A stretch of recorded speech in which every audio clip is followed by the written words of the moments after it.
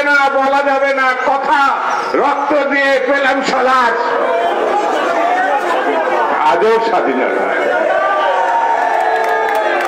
আমি বেশি বক্তৃতা করি না, আমি সংক্ষেপে শেষ করি, সবসময় আজকেও করব। আমি জানি এখানকার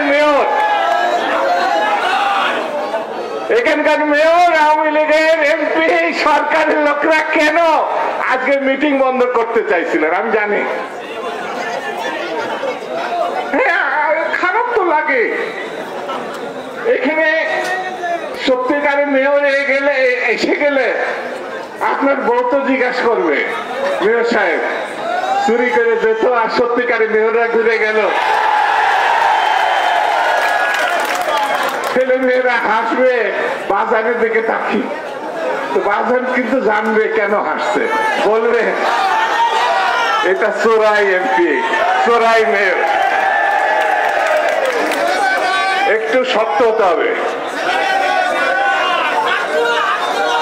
আরে এই জন্য সব জায়গায় মেয়র তারা দখল করেছে। দিল্লির বাচ্চা ভোট দেখলে ভয় পায়। আওয়ামী লীগ ভোট করতে চায় না, পুলিশের কাছে যায়, ভাইজান যত টাকা লাগে দিচ্ছে একটুখানি, প্রশাসনের কাছে যায়, ডিএমের কাছে। নির্বাচন কমিশনার সামনের দিন যখন আসবে পরিবর্তন, সেই পরিবর্তনে সংবিধানকে, মুক্তিযোদ্ধাকে, শহীদকে যারা অপমান করেছে, স্বাধীনতাকে অপমান করেছে, ইঞ্চি ইঞ্চি হিসাব।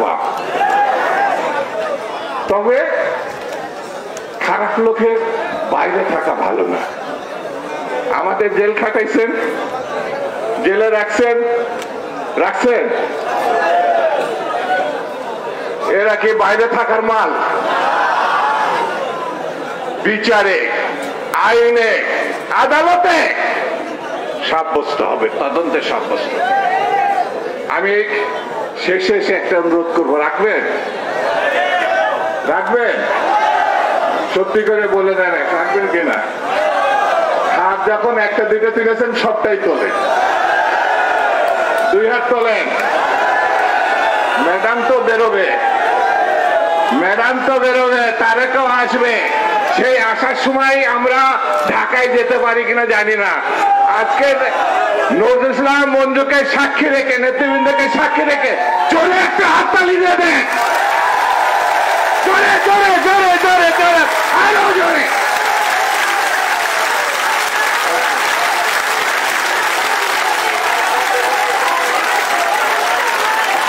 আচ্ছা হচ্ছে একটা শেষ কথাটা বলি। কষ্ট আমরা খুশি হলাম, কষ্ট একটা পাইছে কে? বাহিনী। এত কষ্ট, এই যে ইশরাক বললো 7 জায়গায়, আর যারা এসেছে এখানে পথে পথে বাধা দিয়েছে, তারা দেখবে ও কে দিলের মধ্যে কষ্ট। এত কিছুর পরেও এরা মিটিং করে হাততালি দেয়। এই বছর আমার মন কেন জানি বলে শাশুড়ি তোমার কথা আমি কি করে ভুলি। এই বছরই হচ্ছে পরিবর্তনের বছর, এই বছরই হচ্ছে জনতার প্রধানমন্ত্রীর কারাগার থেকে বেরিয়ে আসার বছর, এই বছরই হচ্ছে তারেক রহমানকে বাংলাদেশে ফিরে আসার বছর।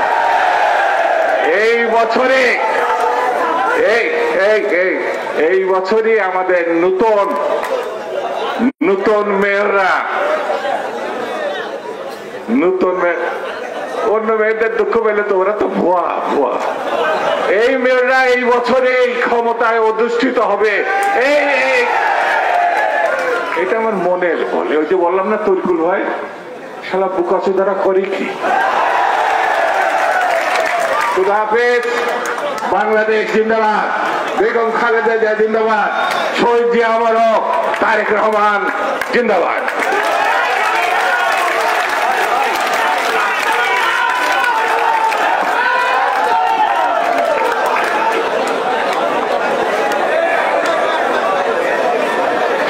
খুলনাবাসী আজকের এই ঐতিহাসিক সমাবেশে সভাপতির বক্তব্য রাখছেন দক্ষিণ পশ্চিম অঞ্চলের হাজার হাজার লক্ষ লক্ষ নেতা কর্মীর আশ্রয়স্থল বাংলাদেশ জাতীয়তাবাদী দল কেন্দ্রীয় নির্বাহী কমিটির সাংগঠনিক সম্পাদক খুলনা সিটি কর্পোরেশনের মেয়র প্রার্থী জনতা নজরুল ইসলাম মঞ্জু।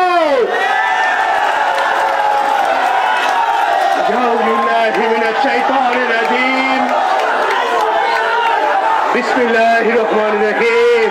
বাবা বয় বয়, সময় নেই সময় নেই, অন্ধকার হয়ে যাচ্ছে অন্ধকার হয়ে যাচ্ছে অন্ধকার হয়ে যাচ্ছে। আরে বাবারে বন্ধ করো না, অন্ধকার হয়ে যাচ্ছে।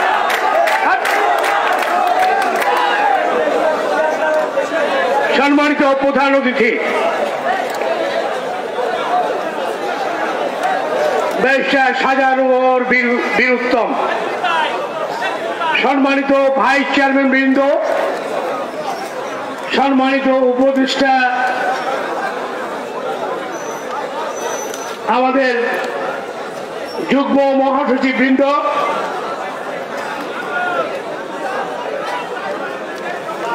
আমি বাদে 5 সিটি কর্পোরেশনের মেয়র প্রার্থী, খুলনার বিভাগের কেন্দ্রীয় নেতৃবৃন্দ,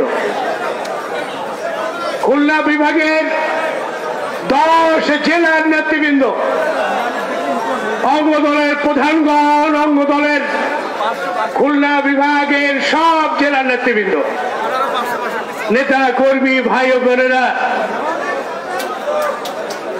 আমার মনটা ভরে গেছে।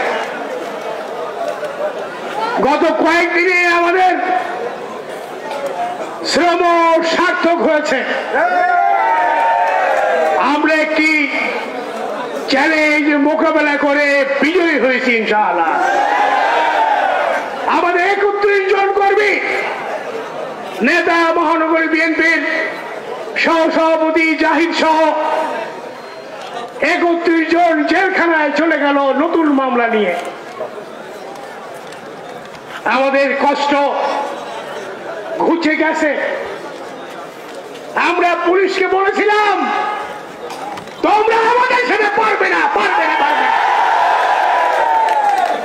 শেষ পর্যন্ত তোমরা হতে যাবে জনতার স্রোত ভেঙে, তোমরা দূরে সরে যাবে, জনতার বিজয় হবে ইনশাআল্লাহ। গত 3 দিন একটা যাতনার মধ্যে আমাদেরকে রাখা হয়েছে। বাড়িতে বাড়িতে পুলিশ, ডিবি পুলিশ, পাড়ায় পাড়ায় পুলিশ, অসুস্থ কর্মী বাড়ি ঘুমাতে পারি নাই, অসুস্থ কর্মীদের ধরে নিয়ে গেছে। ওষুধ দিতে পারি নাই, আমরা অনেককে খাবার দিতে পারি নাই। আমরা কর্মীরা গত 4-5 দিন বালিশ পাল্টিয়ে এ বাড়ি ও বাড়ি, উঠবে কেন, উঠলে কেন, তোমরা উঠলে কেন, প্রধানমন্ত্রী বলা পরে ছিলাম, যাবে না, আগে প্রধানমন্ত্রী বলা যাবে, ওর কেউ উঠবে না। এ বাড়ি ও বাড়ি ঘুমিয়ে আমরা কাটিয়েছি। আমার আজকে খারাপ লেগেছে, আমার 10 জনের 10 জেলার বিএনপি নেতারা, তাদেরকে স্টেজে বসতে দিতে পারলাম না, স্টেজ বানাতে পারলাম না, বাইক লাগাতে পারলাম না। আমাদের কেন্দ্রীয় নেতৃবৃন্দের জন্য রান্না করেছিলাম, একটা হোটেলে থাকার ব্যবস্থা, বিশ্রামের ব্যবস্থা করেছিলাম। খুলনার ডিসি একজন বাবু গত রাতে যে সেই হোটেল তারাও মেরে দিয়েছে। ঘৃণা ছুড়ে ফেলাই আমরা, যারা আমাদের অতিথিদের অভুক্ত রেখেছেন, খেতে পারেন নাই, বাথরুমে যেতে পারেন নাই। আমাদের কর্মীরা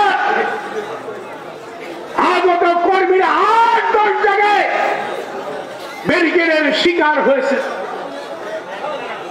14 জেলার গাড়ি বন্ধ করে দেওয়া হয়েছে।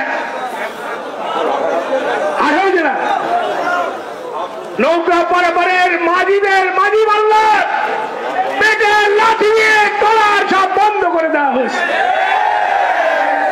তারপরে কি শেখ হাসিনা আমাদের সমাবেশ বন্ধ করা গেছে? বিএনপির ভারপ্রাপ্ত চেয়ারম্যান তারেক রহমান এই নতুন কর্মসূচি গত মাসে আমাদের দিয়ে বলেছিলেন 6 মেয়র প্রার্থী বাংলাদেশে ঘুরে বেড়ান। এটি নতুন ধরনের কর্মসূচি। দেখবেন সরকার কি বেকায়দায় পড়ে। সরকার প্রথমে বুঝতে পারে নাই যে আমরা কি প্রোগ্রাম করতে যাচ্ছি। এই 6 মেয়র প্রার্থী ভোট ডাকাতিকে পরাজিত করা হচ্ছে। খুলনার যে ভোট ডাকাতি দিয়ে শেখ হাসিনার ভোট ডাকাতির নির্বাচনের মডেল, সেই মডেল সারা বাংলাদেশে শেখ হাসিনা বাস্তবায়িত করেছে ভোট ডাকাতির মডেল। আর আমরা সে কারণেই ভোট ডাকাতির বাংলাদেশ, শেখ হাসিনার বাংলাদেশ এই স্লোগান দিয়ে আমরা যাত্রা শুরু করেছি। অর্থবহ নির্বাচন চাই, অর্থবহ নির্বাচন চাই, হুদা নির্বাচন কমিশনে বাতিল চাই। কারণ শেখ হাসিনা এবং হুদার অধীনে অবাধ সুষ্ঠু নির্বাচন হতে পারে না, সেটি প্রমাণিত হয়েছে। আমরা আমাদের পার্টি ভারপ্রাপ্ত চেয়ারম্যানকে বলতে চাই, এই সরকার এবং নির্বাচন কমিশনে আর বিএনপি নির্বাচন যাওয়া যাবে না, যাবে না। সব নিয়ে গেছে। সামনে ইউপি নির্বাচন, সেই নির্বাচনে সব নিয়ে যাবে আবার ভোট ডাকাতি করে, নির্বাচন বয়কট করে, অবরোধ করে এই সরকারকে বুঝিয়ে দিতে হবে বাংলাদেশে আবার সুষ্ঠু নির্বাচন করতে হবে। প্রয়োজনে জাতিসংঘের তত্ত্বাবধানে বাংলাদেশে নির্বাচন দিতে হবে, সেই পরিবেশ আমাদের রচনা করতে হবে। আজকে যারা এই সমাবেশ সফল করেছেন আমার মাঠের কর্মীদের ধন্যবাদ জানিয়ে, খুলনা বিভাগের সব জেলার বিএনপিকে ধন্যবাদ জানিয়ে কৃতজ্ঞতা প্রকাশ করে শেষ করছি। আল্লাহ হাফেজ। বাংলাদেশ জিন্দাবাদ।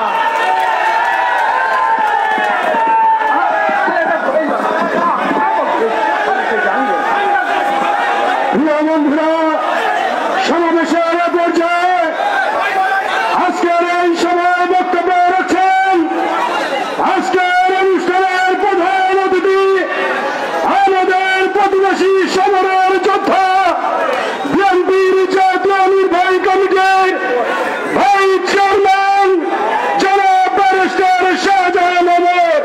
বক্তব্য রাখছেন জনাব ব্যারিস্টার শাহজাহান ওমর বীর উত্তম।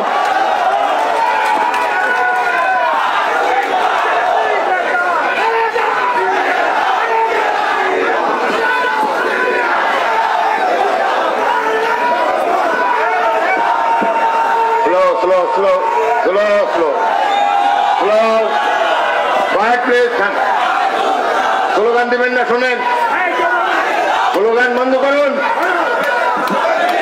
স্লোগান বন্ধ করুন। আজকের এই সমাবেশে একমাত্র সভাপতি, উপস্থিত জাতীয় নেতৃবৃন্দ, সাবেক এবং পটেনশিয়াল মেয়র বৃন্দ, সাংবাদিক বৃন্দ, ইলেকট্রনিক মিডিয়া বৃন্দ, খুলনাবাসী, আসসালামু আলাইকুম। আমি কিন্তু আধা খুলনাইয়া, আমার বাড়ি কিন্তু বাগেরহাট মোরেলগঞ্জে, রামপাল শরণখোলা, আর একটা বাড়ি বরিশালে। আগে খুলনা আমাদের বিভাগ ছিল, আমি আপনাদেরই লোক। কারণ কি জানেন, 71-এ আপনাদের এই খুলনায় অনেক যুদ্ধ করেছি। সেই জিগারগাছা থেকে শুরু করে জিগারগাছা, নাবারণ, নোয়াপাড়া, বৃহত্তর ট্যাঙ্ক যুদ্ধ, এই শিরোমণি নাম শুনেছে, শিরোমণি বৃহত্তর ট্যাঙ্ক যুদ্ধ হয়েছিল। মংলা পোর্টে পাকিস্তানিদের আনা নেওয়ার জন্য 12টা জাহাজ ছিল, সেই 12টা জাহাজ আমার পিচ্ছু নেভির কমান্ডো বাহিনী ডুবিয়ে দিয়েছিল। কাজে আপনাদের সঙ্গে আমি ওতপ্রোতভাবে জড়িত। আমাকে আর প্রতিবেশী বলবেন না, আমি আপনাদের খুলনার লোক। প্রিয় ভাই বোনেরা, একটা কথা আমার খুব বেখাপ্পা লাগে। আজকে হ্যালো হোয়াইট প্লিজ। অনেকে বলেন হাসিনার কাছে আমরা দাবি করি, হাসিনার কাছে আমরা এইটা চাই। দাবি চাওয়া একটা ভিক্ষা। আপনাদের শরীরে জিয়াউর রহমানের রাজনৈতিক দর্শন, দেশনেত্রী বেগম খালেদা জিয়ার আবশ্যক নেত্রীর দর্শন। আমরা ভিক্ষা চাবার লোক না, দাবি করারও লোক না, কিন্তু চাবারও লোক না। আমরা আন্দোলন সংগ্রামের মাধ্যমে আমাদের দাবি, আমাদের পাওনা আদায় করতে হবে। তাই স্লোগান তুলুন, এক সংগ্রাম এক ডাক। বলেন, এক সংগ্রাম এক ডাক। আওয়ামী সরকার নিপাত ডাক। এছাড়া কোনো গান নাই। শোনেন, আপনারা তো অনেক ছোট। আওয়ামী লীগ কোনোদিন জেনুইন ভোটে জনগণের ম্যান্ডেটে ক্ষমতায় আসতে পারেনি। ইতিহাস শুনুন, আমাদের চুল পাকছে তো। 1973 সালে নির্বাচন হয়েছিল। সেই 73 সালে এই যে খন্দকার মোশতাক, যিনি বঙ্গবন্ধুকে মারছিলেন, ওনার বাক্স দাঁতনি থেকে ঢাকায় এনে গুনিয়ে ইঞ্জিনিয়ার রশিদ সাহেবকে পরাজিত করে ওনাকে জয় করেছিল। আমি বেগম শেখ হাসিনাকে স্মরণ করাই দিতে চাই, আপনি যে বিনা ভোটে বিনা পরিশ্রমে এমপিদের বানিয়েছেন, তারাও যে কবে আপনার সঙ্গে বেইমানি করবে সেদিন বেশি দূরে নয়। কারণ আমরা জানি, এই মেয়র সাহেবরা জানে, একজন এমপি হতে হলে, মেয়র হতে হলে ঘন্টার পর ঘন্টা, মাসের পর মাস, বছরের পর বছর, যুগের পর যুগ জনগণের খেদমত করে যদি একটা সিল পাই, একটা সিলের আশায় যুগ যুগ আমরা জনগণের খেদমত করে আসি। আর এরা জনগণের কাছে যায় না, টাকা দিয়ে পাপলুর এমপি করে। কোন পাপলু? কোন পাপলু? কুয়েতের জেলে টাকা দিয়ে পাপলুর বউরও এমপি করে, যারা কোনোদিন আওয়ামী লীগ করেনি। আওয়ামী লীগের দল টাকা খাইয়া নমিশন দেওয়ার দল। আওয়ামী লীগের দল রাজনৈতিক দল নয়। এই আওয়ামী লীগ দল আর একটা দল আছে, নাম কি জানেন? আওয়ামী লীগ দল হলো শরণার্থীর দল। ওরা কোনোদিন রণাঙ্গনে সম্মুখ সমরে কোনোদিন ওদেরকে দেখা যায় নাই।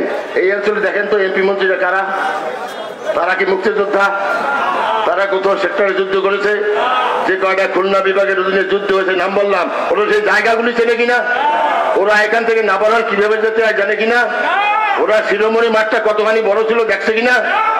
ওরা মঙ্গলবন্দর সেই পাকিস্তানি জাহাজগুলো দেখছে কিনা? তো এরা শরণার্থী। এরা ভারতে গিয়ে শরণার্থী শিবিরে ডাল রুটি খেয়েছে, বেতন বাক্তা করেছে।